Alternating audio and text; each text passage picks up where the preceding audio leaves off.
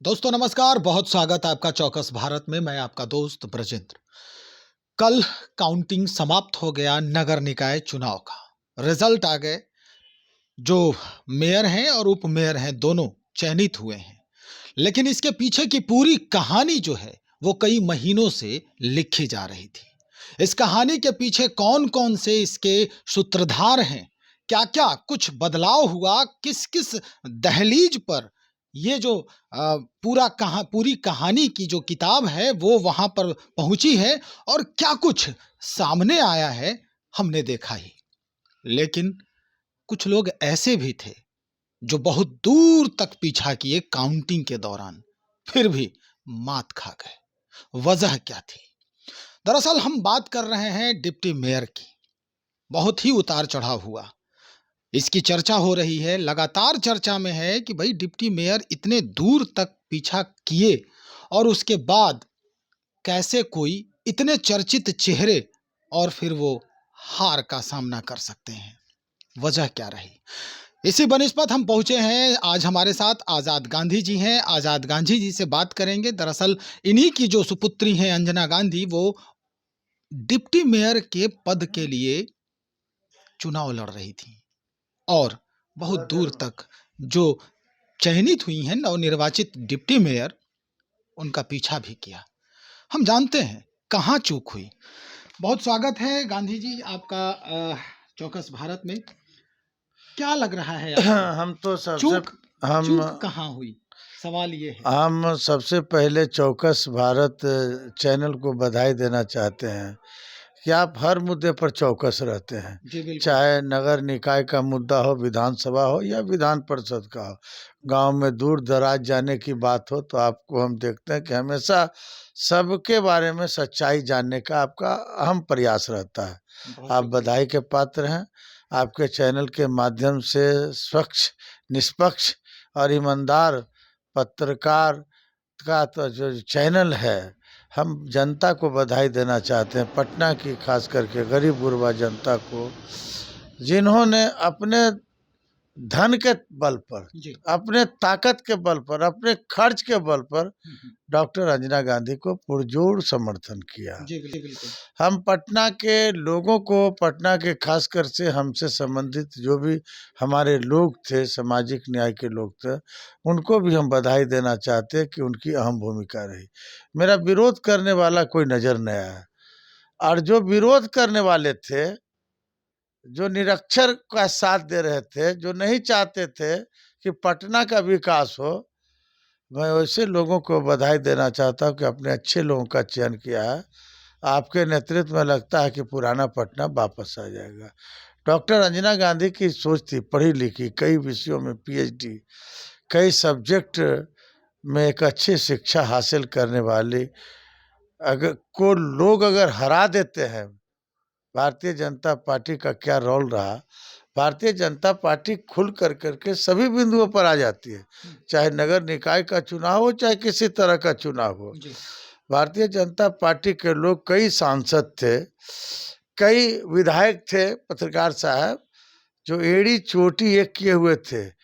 कई लोगों को डमी कैंडिडेट बनाए हुए थे कि किसी तरह से डिप्टी मेयर कैंडिडेट हार जाए, मेयर कैंडिडेट हार जाए। धन का उपयोग किया गया इस चुनाव में, और बल का उपयोग किया, बाहरी लोगों को बुलाया गया। समझे, हम नज़ारा देख रहे थे ना, बढ़िया बढ़िया होटल में लोग बैठे हुए थे, मॉनिटरिंग कर रहे थे कि कैसे किस तरह से पटना का कब्जा मेरा हो, भारतीय जनता पार्टी का हो।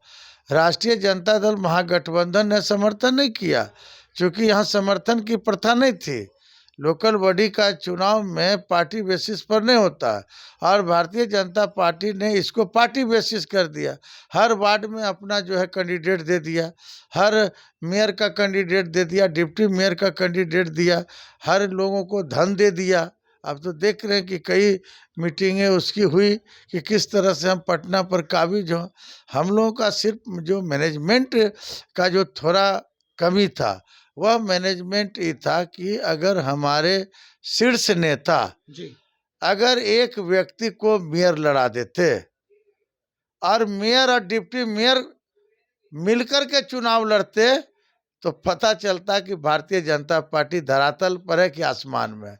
मैं दावे के साथ कहता हूं कि जो लोग कहते हैं कि पटना में भारतीय जनता पार्टी का बड़ा जनाधार है, आपने तो देख लिया ना कि जब डिप्टी मेयर का जो चुनाव हो रहा उसकी स्थिति क्या थी।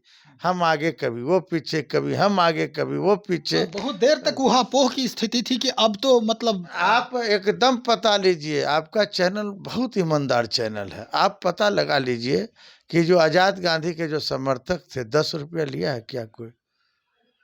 अपने मोटरसाइकिल में तेल जला-जला करके डॉक्टर अंजना गांधी को जिताने का प्रयास कर रहे थे।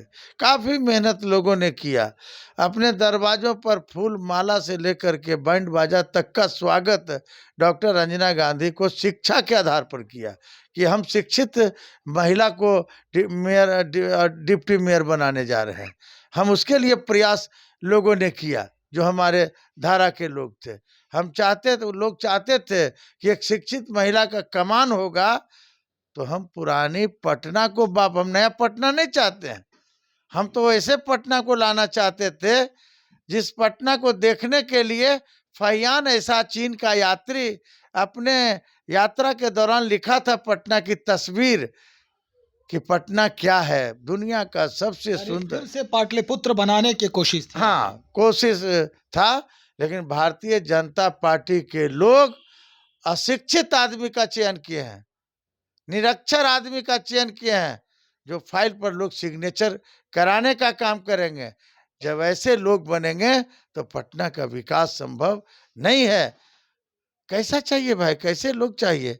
एक डॉक्टर व्यक्ति जब चुनाव अपना पेशे से छोड़ करके जनता की सेवा में आ जाता है, उसके बाद लोग जातिवाद और धर्मवाद और पार्टीवाद की बात सोच रहा है, वो देश की विकास की बात सोच रहा है कि देश को हम विकास की दिशा में ले जाएँगे। जब क्षेत्रीय स्तर पर उसकी भावना गलत है, नीति भी गलत है और नियत भी गलत है, वैसी परिस्थिति में जो 24 का जो चुनाव आएगा, तो पता चल जाएगा भारतीय जनता पार्टी का नीति और नियत का सफाया पटना के लोग कर देंगे। मैं दावे के साथ कहता हूँ कि पटना में भारतीय जनता पार्टी का अभी खाता नहीं खोलने देंगे। पटना में जो हमारा महागठबंधन है उसका बड़ा जनाधार है और उस जनाधार का जो है प्रदर्शन आगामी चुनाव में देखने को मिलेगा। ये तो आप जो कह रहे हैं वो तो आगे हम लोग सब देखेंगे कि क्या होता है नहीं होता है, लेकिन एक बात जो बहुत ही महत्वपूर्ण है कि पार्टी बेसिस पे एक तरफ से जो है सपोर्ट मिल रहा था। आप जिस पार्टी में हैं, ये भी 8 पार्टियों का एक समूह है। आपको इसकी कमी थोड़ी-सी भी लग रही है कि हाँ, यहाँ से कमी हुई हमारे लिए? ये अगर सपोर्ट कर देते, इनके जो पुरोधा हैं, इसके जो राजनीतिज्ञ हैं, ये अगर हमको सपोर्ट कर देते तो कहीं न कहीं आज आज़ाद गांधी की हार नहीं होती। देखिए, हम अपने पार्टी के शीर्ष नेताओं का यहाँ कोई दोष नहीं है। जो इलेक्शन कमीशन का जो रूल था जी, और जो हमने नियमावली बनाई जिस पर सरकार ने मुहर लगाया कि इसमें पार्टी का कोई इंटरफेयर और हस्तक्षेप नहीं होना चाहिए। जी, जी। दलगत से ऊपर उठ करके चुनाव होना चाहिए और ऐसी स्थिति में पार्टी ने निर्वहन किया और भारतीय जनता पार्टी ने इसका निर्वहन नहीं किया। अगर आप सच्चाई में जाएंगे, इसका किताब खोलेंगे, मेयर और डिप्टी मेयर का जो चुनाव की कहानी का एक किताब होता है उसको खोलिएगा तो इसका ओरिजिनल चेहरा नजर आ जाएगा। हम अपने अगर दलगत स्थिति पर चुनाव होती या पार्टी के संबद्धता की बात होती, तो ऐसी स्थिति में अगर कोई समर्थन न करे तो वो दोषी है। यहाँ तो समर्थन की बात ही न थी, न संबद्धता की बात थी।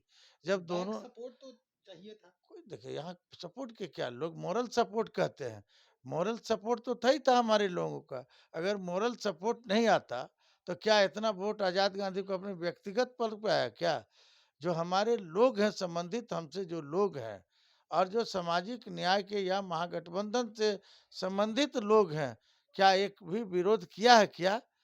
अगर आप उसके खेल में हमारा 3-3 गो मेयर में 4 गो लोग खड़े हो गए, इतनी गलती अगर शीर्ष नेताओं का सिर्फ एक ही बात है कि अगर शीर्ष नेता पहल करते कि एक व्यक्ति लड़ो जो हम लोगों से संबंधित हो, तो भाजपा का ओरिजिनल चेहरा नज़र आ जाता। उसका ज़मानत, ये जो सीता साहू जो है, ज़मानत जब्त हो जाता सीता साहू का।